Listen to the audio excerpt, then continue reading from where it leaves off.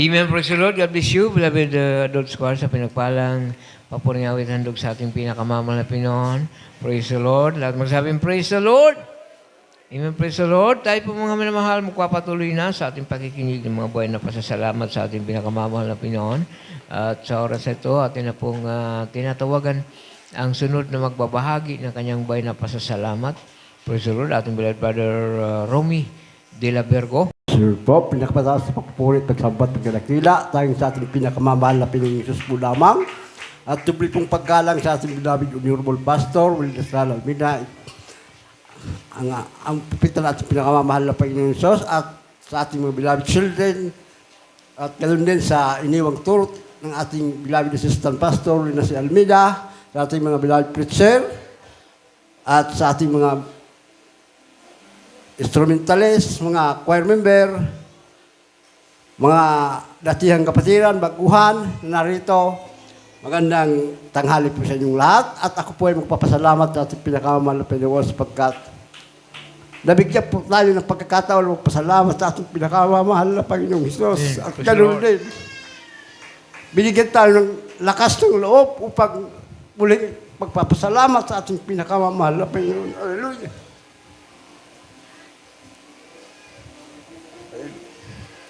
Alam niyo mga minamahal na kapatid, medyo matagal-tagal na po tayong hindi nakapagpasalamat sa ating pinakamamahal na Panginoon. At salamat at may pagkakataon pa upang pasalamatan ng ating pinakamamahal na Panginoon. Sapagkat sa panahon mga minamahal na kapatid na ako po ay wala pa dito sa gawain ito, talagang mayroon po akong tinataglay na masamang pang-ugali. Sabi nga, sapagkat nung nakilala ko ang ating pinakamamahal na Panginoong Hesus, noong 1994, sa pamamagitan ng krusada sa dako ng presentasyon, at doon pa ako naniwala, natutuwa ating pinakamamahal na Panginoon, at ako po'y nabautismuhan sa kanyang sa pangalan ng ating pinakamamahal na Panginoong Hesus, at naglingkod po ako, kaya naniwala ako sa ating pinakamamahal na Panginoon, na ako po ay babaguhin, kaya po patuloy ako naglingkod sa ating pinakamamahal na Panginoong Hesus. At pinagpala po mga minamahal sapagkat nakapasok pa ako bilang isang manggagawa noon sa panahon pa ng ating beloved Preacher Brother Edsele. At ganoon din, pinagpala, lubos at bilago ng ating pinakamamahal na Panginoon sapagkat lahat ng masasamang gawain ng sanlibutan, totoo po mga minamahal, na iwasan ko po yun sa pamamagitan ng pagpasok ko bilang isang manggagawa, mga minamahal, sapagkat noon mga minamahal, taglay ko po mga minamahal, ang mga ambisyo, ang paggagamit ng marijuana, pagsusugal, pagkasabong, yan po mga minamahal ang katangayan na dinadala ko po noon. Ako po habang kabataan pa mga minamahal, at ganun din sa kapasalamat ako sa ating pinakamamahal na Panginoon sapagkat yan po ay inalis ng ating pinakamamahal na Panginoon. Hallelujah, praise the Lord. At ganun din po mga minamahal, hindi po inaasahan mga minamahal na mga pagsubok, talagang, sabi nga talagang may mga pagkakataon na hindi talaga hindi po talaga makakaya, kaya po mga minamahal tayo po ay, kaya po ako mga minamahal nag-iwas at lumabas po ako bilang isang mabal. Noong 2000, kami po mga aking mahal na asawa at aking anak, talagang lumabas po kami mga minamahal sapagkat naramdaman po namin noon ang pagsubok na talagang, sabi nga talagang hindi makaya sapagkat ang personal na po mga minamahal na patuloy na aming nararamdaman mga minamahal. Kaya lumabas po kami bilang isang bawag. Ngunit salamat. Sa panahon na yun, 2000, at patuloy po. At hindi na po ako dumalo mga minamahal. Halos 8 years po akong hindi dumadalo sa ating pinakamamahal na Panginoon sapagkat sabi ko nga sa aking sarili noon, talagang ayaw ko na maglingkod sa ating pinakamamahal na Panginoon. Iniwan ko na po mga minamahal ang gawain ito mga minamahal. Subalit po mga minamahal, talagang saganang akin, talagang bilang isang tao, talagang hindi po natin piling sabihin na hindi na tayo babalik sa ating pinakamamahal na Panginoon sapagkat ang Diyos po mga minamahal, ang ating pinakamamahal na Panginoon Diyos ang muling kumilos o pagpapanumbalik sa Amen. gawain Praise the ng Lord. ating pinakamamahal na Panginoon sapagkat nun mga minamahal. Habang hindi po ako dumadalo mga minamahal, yung lahat ng bisyo ko, yung pumalik mga minamahal, yung paninigarilyo, pag-inom ng alak, pagkasabong, pagsusugal, at kung saan mga pistahan, barkada, talagang maraming mga minamahal na hindi kinalulugyan ng ating pinakamamahal na Panginoong Isus. Yun na po ating mga ginagawa. Ngunit hindi po nagkaroon po ng paalala ang ating pinakamamahal na Panginoon. Hallelujah! Hallelujah! Sa pamagitan ng mga paalala ng mga minamahal, talagang kung hindi po talaga tayo susunod sa mga paalala ng ating pinakamamahal na Panginoon, talagang kikitil po ng buhay. Hallelujah! Sapagkat mga minamahal, ang aking mahal na asawa noon, nagpubuntis-buntis po siya mga minamahal. Nang pangatlo naming anak, nakunan po siya mga minamahal.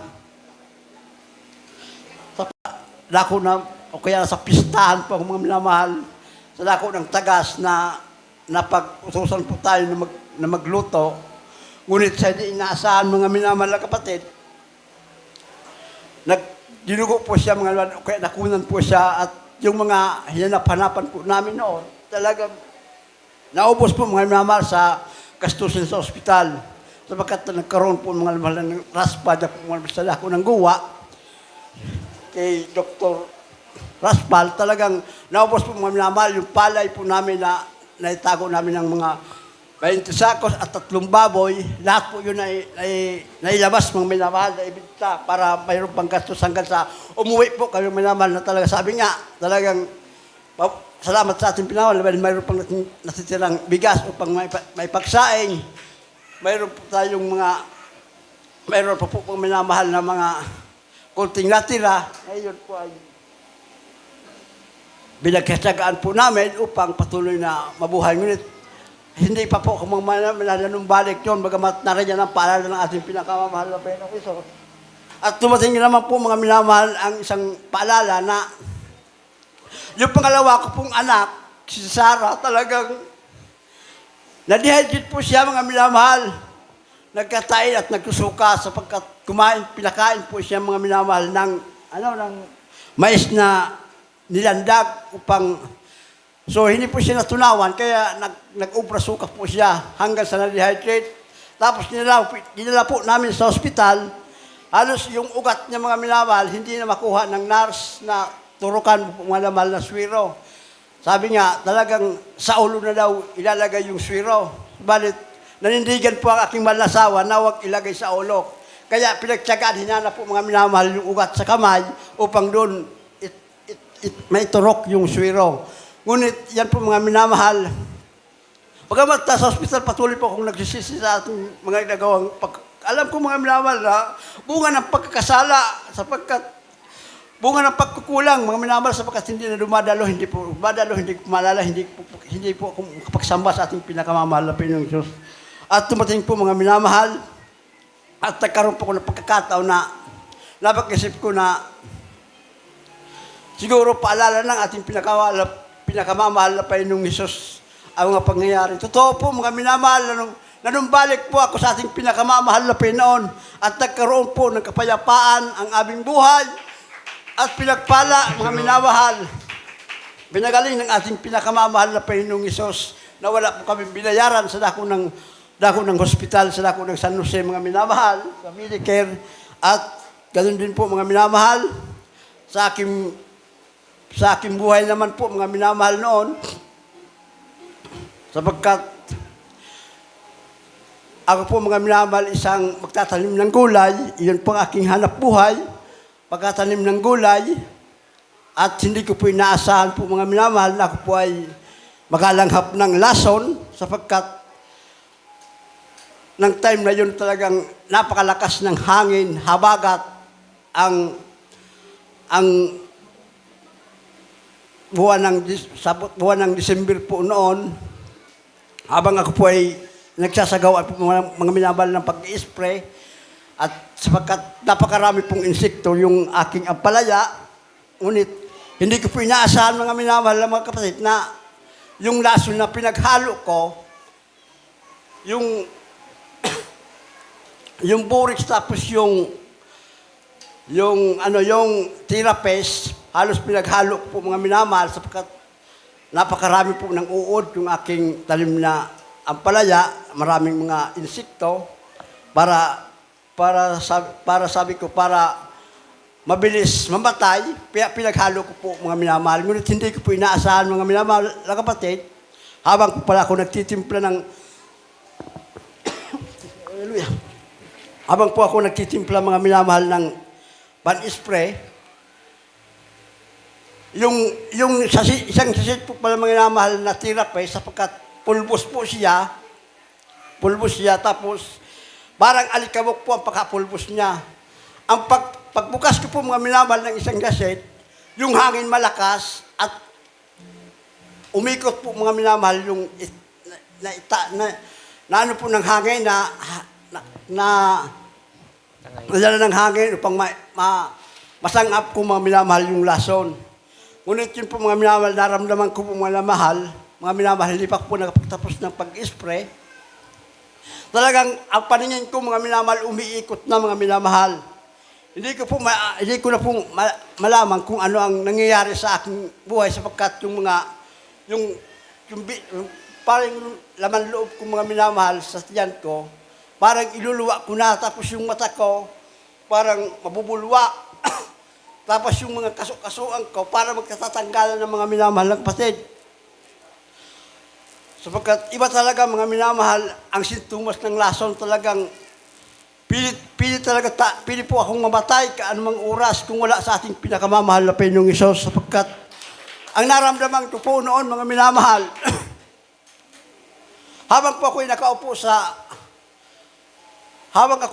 sa folding chair, yung kaluluwa ko po, yung diwa ko, parang umaangat. Habang nakikita ko po yung katawan ko sa folding chair, parang umaangat po mga minamahal na kapatid yung kaluluwa ko. Humihiwalay na po mga minamahal na kapatid. Ngunit hindi po naalis sa isip ko ang ating pinakamamahal na Panginoong Hesus. Ang pangalan ng ating pinakamamahal na Panginoong Hesus, hindi po yan talaga maalis po kami minamahal sa isip ko. Sabi ko sa ating pinakamamahal na Panginoon, kung ito na ang mga panahon na ako ay kukunin mo. Sabi ko sa ating pinakamamahal na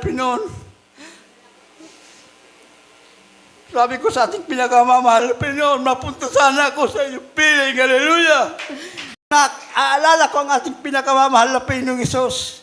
Nakita ko po mga minamahal na kapatid, ang isang napakalaking logo ng ating mahal na gawain na ito na patuloy na dinadala ng ating beloved honorable pastor, patuloy na nanalangin. Ngunit salamat sa ating pinakamamahal na Panginoong Hesus.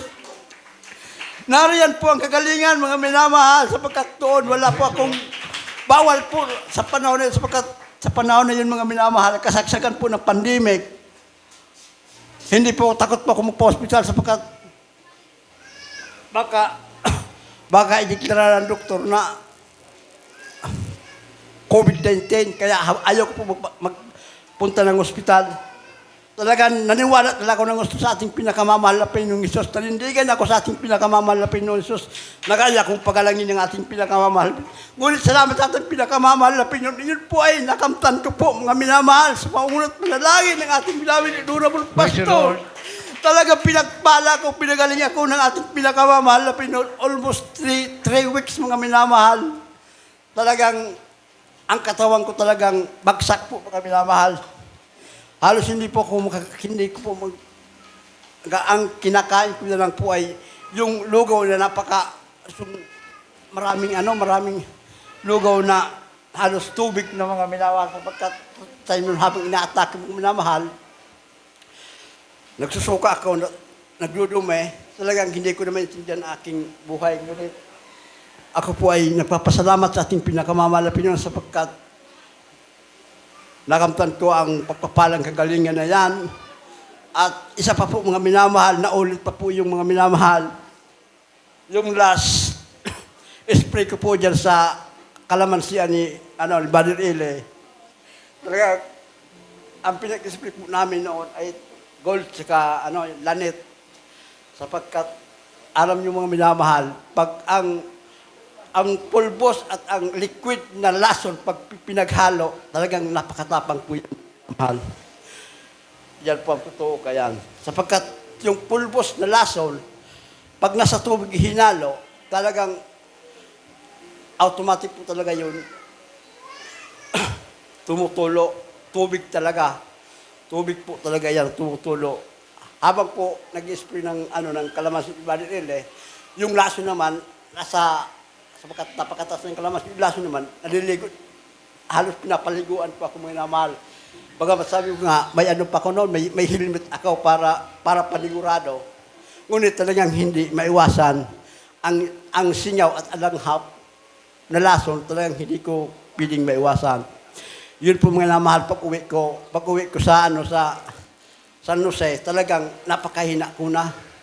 Pero nakapagmotor po ko mga minamahal, nakarating pa ko ng San Jose. Ngunit pagdating ko doon, talagang yun naman, ari na naman, yung pagsusuka at yung pagtatay, talagang naramdaman ko na naman po mga minamahal. Nangihina na naman ako.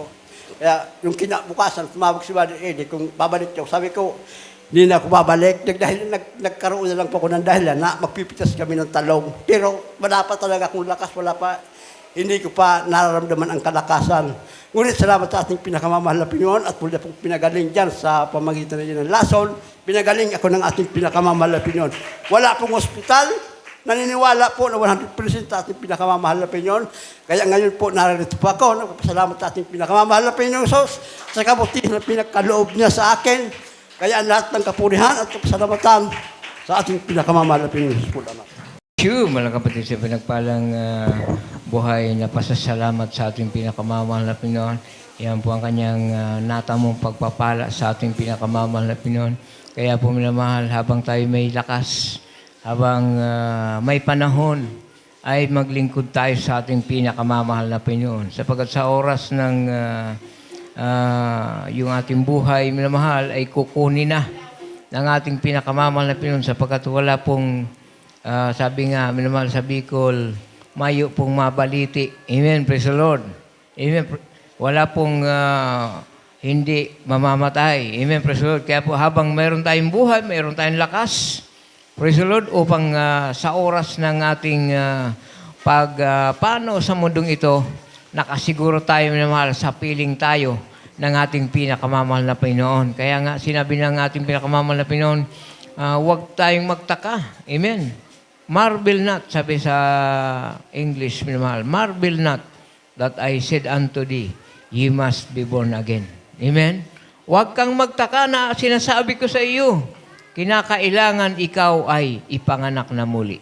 Amen. Praise the Lord. Ye must be born again. Minamahal. Amen? Praise the Lord. Ito po ang nais ng ating pinakamamahal na Panginoon.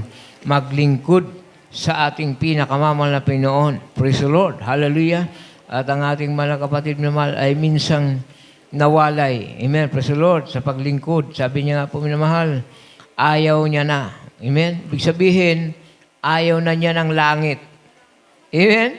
Pag tayo malakas at ayaw na natin maglingkod sa ating pinakamamahal, ibig sabihin, ayaw natin ng langit. Yan po, minamahal. Subalit, minamahal, sa oras ng kagipitan, mahina na yung kanyang buhay, halos hihiwalay na yung kanyang kaluluwa. Naalala niya ang ating pinakamamahal na Panginoon. Kailangan niya pala ang ating pinakamamahal na Panginoon.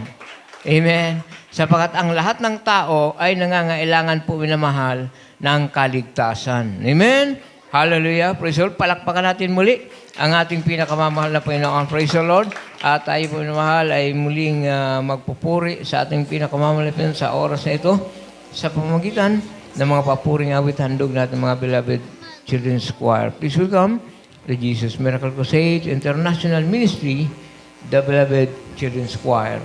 Salud, God.